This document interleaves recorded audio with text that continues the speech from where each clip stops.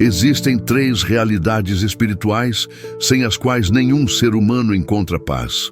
Você pode tentar preencher o coração com distrações, com pessoas, com conquistas, mas a alma sabe quando está vazia.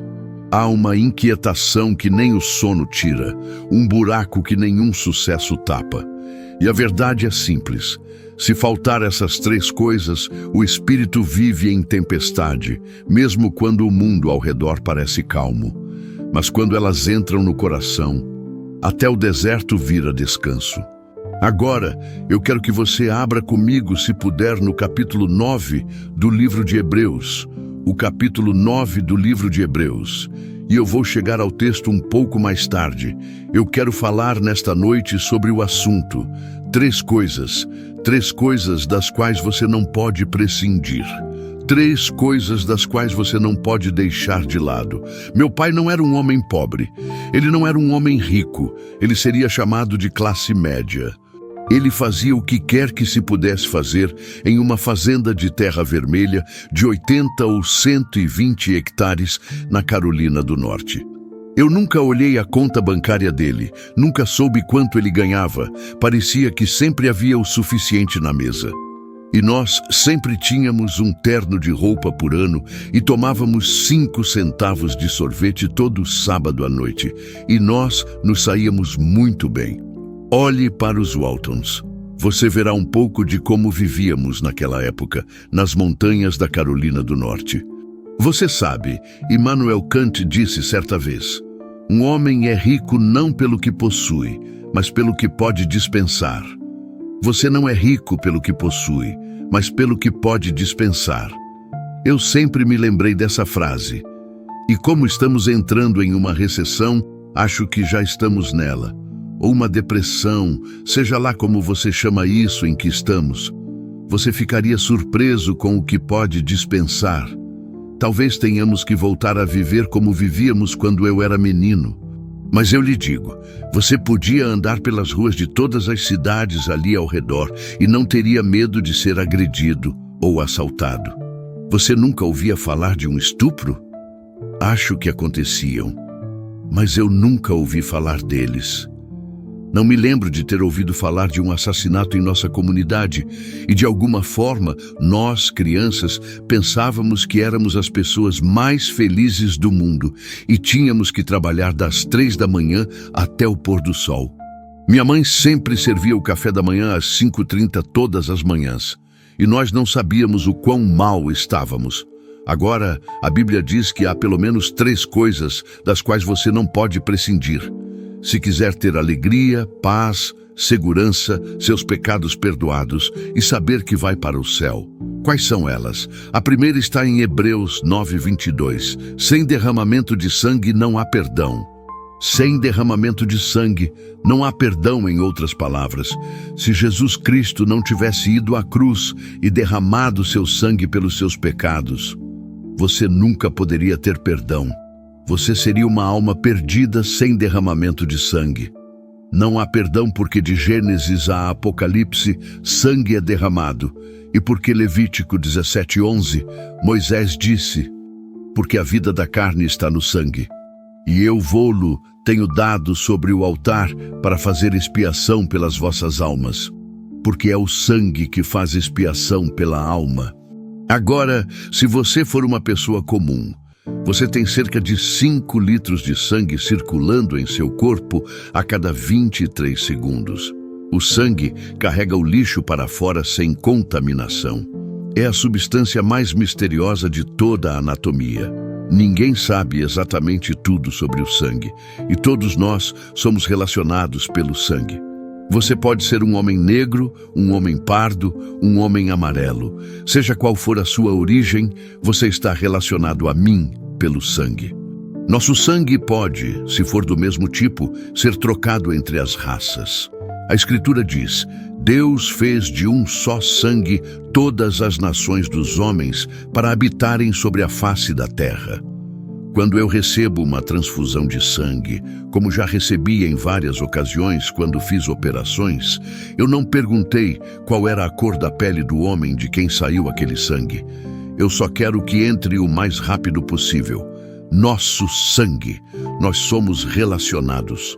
Somos relacionados a Adão. Adão e Eva foram os primeiros pais. E Adão e Eva pecaram contra Deus e quebraram a lei de Deus. Eles se rebelaram contra Deus. E então uma coisa interessante aconteceu. Eles tentaram cobrir seus pecados com folhas de figueira e não conseguiram. E sabe o que Deus fez? Deus saiu e matou alguns animais e sangue foi derramado. E Deus estava ensinando ao homem, desde o jardim do Éden até esta mesma hora, que se você quiser ter perdão dos pecados, sangue precisa ser derramado. E você percorre todo o Antigo Testamento, é a mesma coisa. Ou vá ao Novo Testamento, é a mesma coisa. Quando Caim e Abel, eles foram os primeiros filhos de Adão e Eva, Caim veio e trouxe o seu sacrifício, mas não havia sangue nele. Abel trouxe o dele e havia sangue nele. Deus aceitou o de Abel e rejeitou o de Caim. E Caim ficou com raiva e ficou com ciúmes de seu irmão e o matou. E você teve o primeiro assassinato na história da raça humana, segundo a Bíblia. E então, você se lembra daquela noite no Egito? Deus disse, eu vou matar como julgamento no Egito o primogênito de cada casa em todo o Egito. E todo judeu se lembra disso até esta hora. E eles celebram isso todo ano. Eu quero que vocês peguem um pouco de sangue, um animal, matem um animal, peguem o sangue e o coloquem no umbral da porta. E quando eu vir o sangue, eu passarei por cima. Não quando eu vir as suas boas obras. Não quando eu vir o quão rico você é. Não quando eu vir a que igreja você pertence. Mas quando eu vir o sangue, eu passarei por cima. Porque você vai à comunhão no domingo e toma do vinho ou do suco de uva. Seja o que for que a sua igreja sirva. Aquele vinho ou aquele suco de uva representa o sangue que foi derramado na cruz. Eis o Cordeiro de Deus que tira o pecado do mundo. Por que ele o chamou de Cordeiro? Porque como um cordeiro ele estava indo para a cruz, seu sangue seria derramado pelos seus pecados. Ele tira os pecados do mundo. E esse sangue, nesta noite, pode limpar todo o pecado que você já cometeu. Há poder no sangue. Sem derramamento de sangue, não há perdão. Você quer perdão nesta noite? Você quer perdão de cada pecado de cada um? Porque veja, você não pode entrar no céu se for culpado de um único pecado. Quando você chegar à entrada do céu, cada pecado tem que estar perdoado. E não há outro meio para que o pecado seja perdoado senão pela obra de Jesus Cristo na cruz. Agora, sangue, é claro, é simbólico. Na Bíblia significa que a vida de Cristo foi dada por nós na cruz. E quando ele morreu naquela cruz e derramou aquele sangue, Deus aceitou aquele sacrifício em vez de você ter que fazer um sacrifício. Em outras palavras, você não terá que passar um dia no juízo.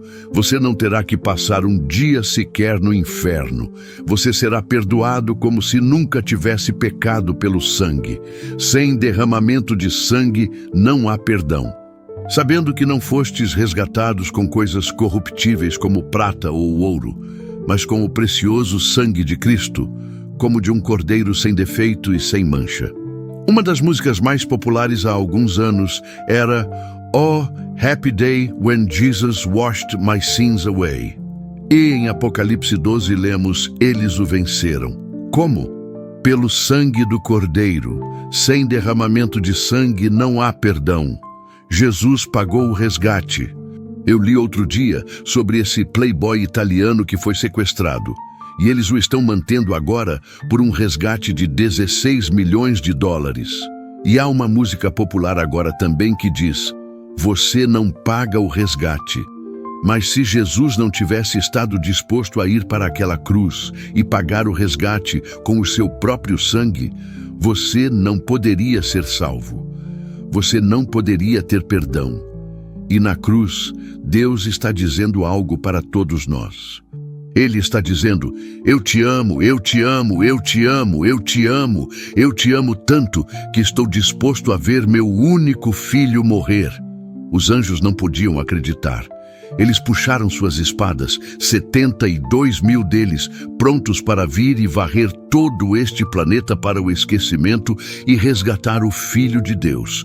Mas ele nunca os chamou. Ele disse: eu vim para fazer a vontade do meu Pai. Ele morreu e derramou seu sangue naquela cruz por você. E sem o derramamento de sangue você não poderia ser perdoado. A segunda coisa de que você não pode prescindir. Hebreus 11:6. Hebreus 11:6. Apenas vire algumas páginas. Hebreus 11:6. Sem fé é impossível agradar-lhe. Agora Cristo já fez a obra na cruz, mas agora vem a sua parte. Sem fé você não pode agradar-lhe. Hebreus 11 foi chamado de o salão da fama de Deus. E após essa passagem, alguns dos homens e mulheres de fé são listados, como Noé, Abraão, Sara, Isaque, Jacó, José e Moisés. E até mesmo uma prostituta, Raabe, porque ela também creu em Deus e provou sua fé por suas obras. Bem, você diz: o que é fé? Eu cometi todo tipo de pecados e sei que preciso do sangue. E agora descubro que preciso ter fé. O que é fé? Como eu consigo essa fé? Você sabe o que é fé? Não tenho certeza se consigo explicar tudo para você, mas fé é crer e receber o que Deus revelou. O que Deus revelou neste livro, o que Deus revelou na natureza, o que Deus revelou na consciência, e pode ser definida como aquela confiança no Deus das Escrituras e em Jesus Cristo, a quem Ele enviou para a salvação. Fé é confiança pessoal. A parte de quaisquer obras em Jesus Cristo, eu não posso trabalhar para chegar ao céu. Depois que recebo Cristo como Salvador, eu provo que sou cristão por meio das minhas obras.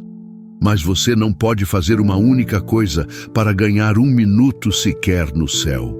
Pois pela graça sois salvos mediante a fé, e isso não vem de vós.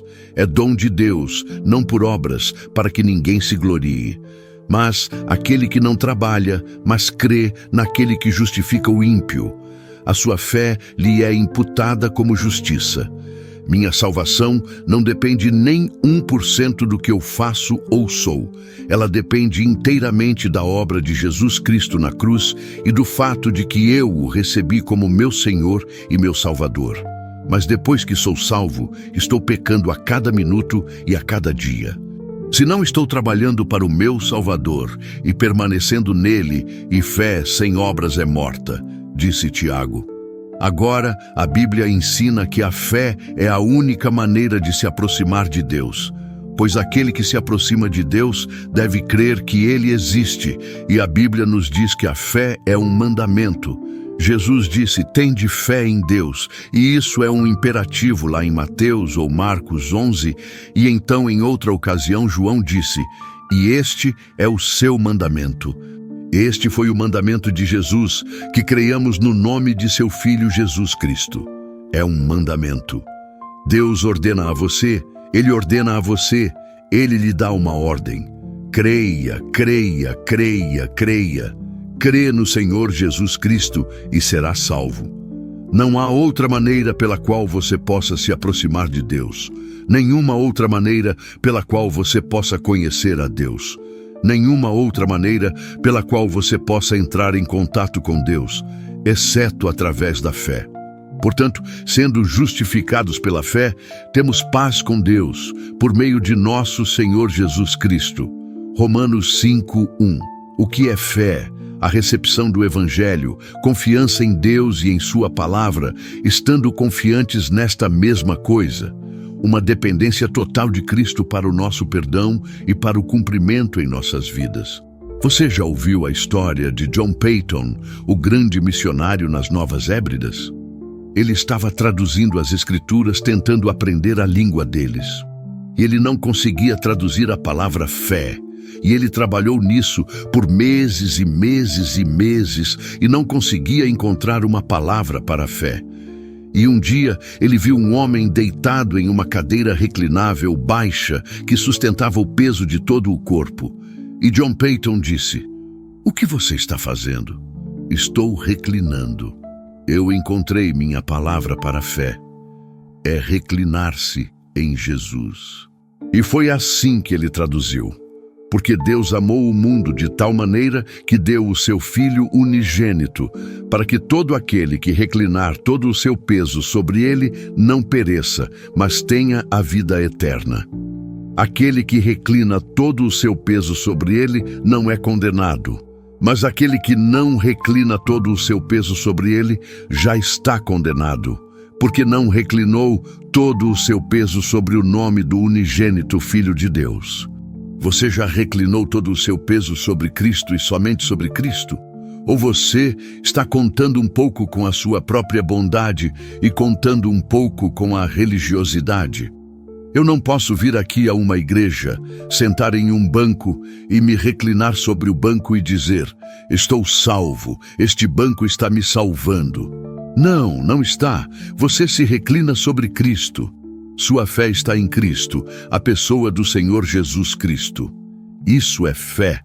Fé significa que eu recebo e que faço algo a respeito disso. Eu estou pedindo a você esta noite que coloque todo o seu peso em Jesus Cristo. Jesus, Jesus e mais nada. Apenas Jesus.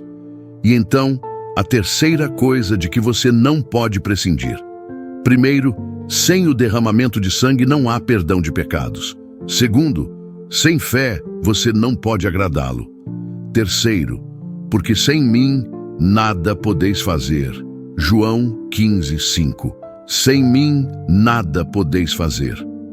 Agora, é claro, Jesus neste capítulo está falando sobre a videira e os ramos e está falando sobre dar frutos. Em outras palavras, sem mim, vocês não podem dar nenhum fruto.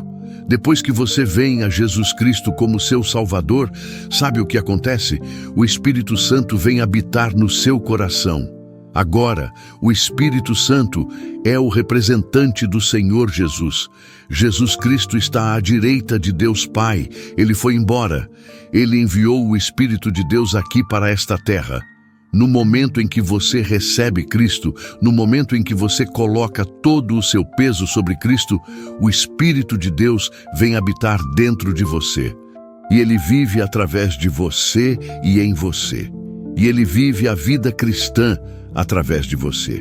Agora, um dos capítulos mais importantes de toda a Bíblia é este capítulo 15 de João. E aqueles de vocês que vierem à frente esta noite, nós vamos lhes dar um evangelho de João. E espero que vocês leiam este capítulo imediatamente, porque é uma imagem importante do nosso Senhor Jesus Cristo e do nosso relacionamento com Ele. Veja, esta é a videira de que ele está falando. E videiras eram cultivadas por toda a Palestina naqueles dias e precisavam de muita atenção. Elas cresciam rapidamente e eram drasticamente podadas todo dezembro e janeiro. E elas produziam 2 tipos de ramos. Essas videiras, um era frutífero e o outro não produzia fruto algum. Assim, os ramos que não davam fruto eram drasticamente podados para que não esgotassem nenhuma das forças da raiz e da própria videira. Agora, a madeira da videira tem uma característica curiosa. Ela não servia para nada. Era macia demais para qualquer propósito. Então eles pegavam esses ramos falsos, esses ramos que não produziam nada, e faziam uma grande fogueira com eles. E Jesus diz que os seus seguidores são assim. Alguns deles são belos ramos frutíferos dele mesmo, outros são inúteis porque não produzem fruto. E cristãos que professam cristãos cuja cristandade consiste apenas em professar, sem praticar palavras, sem ações. Eu creio na Bíblia de capa a capa, e creio em toda a capa porque está escrito Bíblia Sagrada. Alguém disse, um homem me disse, eu sou um fundamentalista com F maiúsculo. E ele parecia tão severo quanto eu já vi alguém ser. E ele falava sério, e ele era. Mas isso não significa necessariamente que você esteja certo com Deus. Você precisa provar isso dando frutos. Você precisa provar isso dando frutos. Que tipo de frutos? O fruto do Espírito. Amor, alegria, paz, gentileza, longanimidade, todos esses frutos do Espírito. Eles devem caracterizar o verdadeiro crente em Jesus Cristo. Pelos seus frutos os conhecereis, disse Jesus. Pelos seus frutos os conhecereis. Há muitos de vocês aqui esta noite. Vocês parecem cristãos, vocês agem como cristãos de muitas maneiras, mas lá no fundo não há permanência em Cristo, não há vida, não há seiva, o fruto não está lá. 3 maneiras pelas quais podemos ser ramos inúteis. Primeiro, você pode se recusar a ouvir a Cristo totalmente. Segundo, você pode ouvi-lo e depois prestar-lhe apenas um serviço de lábios, não sustentado por ações. Terceiro, você pode aceitá-lo como mestre e fazê-lo Senhor da sua vida, porque quando você vem a Jesus Cristo, você não apenas o aceita como Salvador, mas o aceita como Senhor. O Senhor Jesus Cristo, Ele deve ser o Senhor dos seus olhos, Senhor dos seus ouvidos, Senhor da sua língua, Senhor das suas mãos, Senhor dos seus pés, Senhor do seu bolso, Senhor da sua conta bancária, Senhor da sua família. Ele é o primeiro em todas as áreas da sua vida. Ele é na sua? Ou você está entre os ramos que precisam ser encortados? E ele diz que os corta, os poda, e eles são lançados no fogo. Sempre lembre que o ramo que não dá fruto deve ser destruído se o restante da videira for preservado. Mesmo entre verdadeiros crentes, isso é verdade, porque temos na Bíblia uma passagem muito estranha, que eu não tenho tempo neste momento para abordar o pecado para a morte. Eu creio que há cristãos, verdadeiros crentes, que muitas vezes morrem antes do tempo. Você está permanecendo em Cristo? Jesus se retirava para lugares solitários para encontrar-se com Deus, e nós devemos fazer o mesmo. Devemos manter contato com Ele todos os dias. Deve ser constante e deliberado. Nunca um dia em que não sintamos a sua presença. E sem essa permanência, você não pode fazer nada que seja espiritualmente agradável a Deus. Sem mim, você não pode dar fruto sobrenatural. Mas com Ele, eu posso amar aquele sujeito ali que normalmente eu não amaria. Com Ele, eu posso ser gentil quando normalmente eu poderia querer dar um soco no rosto dele. Com Ele na minha vida, vivendo através de mim, eu posso perdoar os erros que foram cometidos e as coisas que foram ditas. Com Ele, a vida pode ser vivida. Porque veja, em nenhum lugar do Novo Testamento me é dito a mim, Billy Graham, para viver uma vida cristã. Ele me diz que o velho Billy Graham deve morrer e Cristo deve viver através de mim e em mim.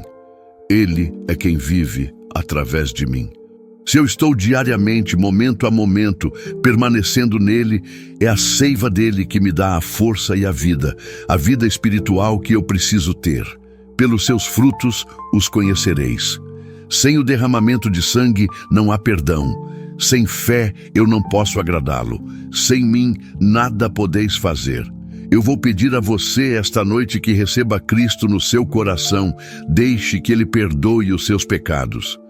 Eu vou pedir que você recline todo o seu peso.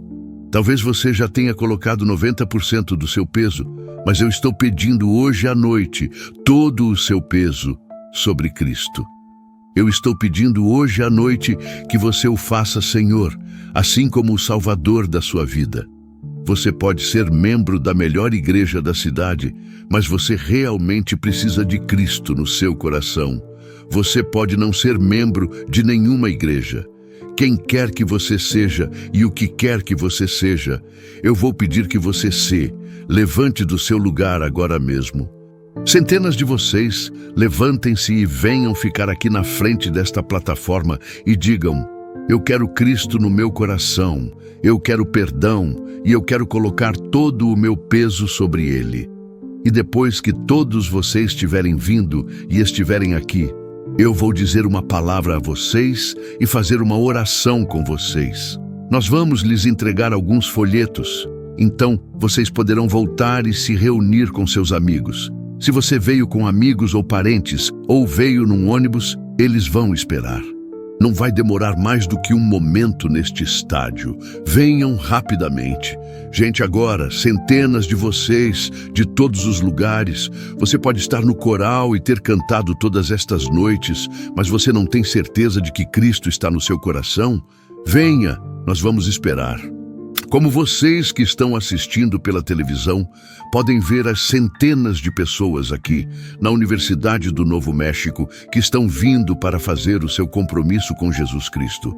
Você pode fazer o seu compromisso onde estiver agora. Você pode colocar todo o seu peso sobre ele e dizer: sim, Senhor, Jesus entra na minha vida e ele entrará. Repita essa oração. Senhor Jesus, eu reconheço que sou pecador e que preciso do teu perdão. Creio que morreste na cruz pelos meus pecados e ressuscitaste ao terceiro dia para me dar vida eterna. Hoje eu abro o meu coração e te recebo como meu Senhor e Salvador. Perdoa os meus pecados, transforma a minha vida e guia os meus passos a partir de agora. Eu entrego a ti a minha vida, o meu lar e o meu futuro. Quero viver contigo e para ti todos os dias. Em teu nome eu oro, Jesus. Amém. Se você fez essa oração com sinceridade, saiba que hoje mesmo você se tornou filho de Deus. A Bíblia diz que há festa no céu por um pecador que se arrepende. Agora, comece a caminhar com Cristo. Leia a palavra de Deus todos os dias. Ore, busque uma igreja onde a Bíblia é pregada e compartilhe essa decisão com alguém. Lembre-se, em Cristo você é mais do que vencedor. Deus abençoe você e sua família.